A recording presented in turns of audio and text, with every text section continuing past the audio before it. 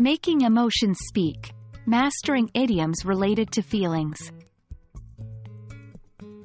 Hello, language enthusiasts. Welcome to another episode of our Advanced English Vocabulary series.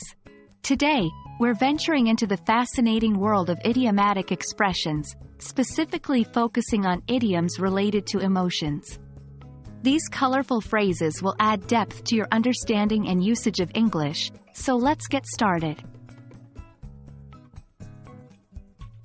Before diving into our main topic, let's quickly revisit idiomatic expressions. These are phrases or expressions that have a figurative or sometimes literal meaning that's different from the literal meaning of the words that make them up.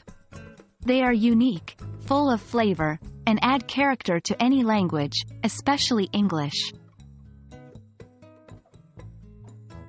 Now, onto our focus for the day, idioms related to emotions. These expressions can often vividly convey feelings in ways simple words can't. We'll look at a variety of these idioms, dissect their meanings, and learn how to use them in context. By the end of this session, you'll be speaking English more colorfully and emotionally.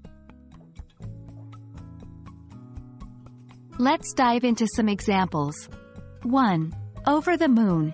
This idiom is used when someone is extremely pleased or happy. Example: when she got the promotion, she was over the moon. 2. Down in the dumps. This is used to describe someone who is very sad or depressed. Example: he's been down in the dumps since his dog passed away. 3. On cloud nine. This is another idiom used to express extreme happiness or euphoria. Example: she's been on cloud nine since her book was published. 4. A heart of gold. This is used to describe a person who is very kind and generous. Example: my grandmother has a heart of gold. Now that we've covered some examples, it's time to practice.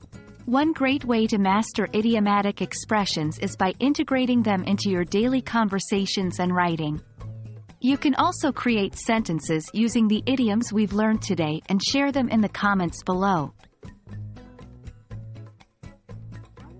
Thank you for joining us on this colorful journey through emotion-related idioms. We hope you found this helpful, and remember, the key to mastering idiomatic expressions is consistent practice. Don't be afraid to use these new idioms in your everyday language.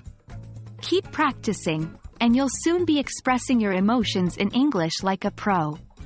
Stay tuned for more lessons, and until next time, keep exploring the richness of the English language.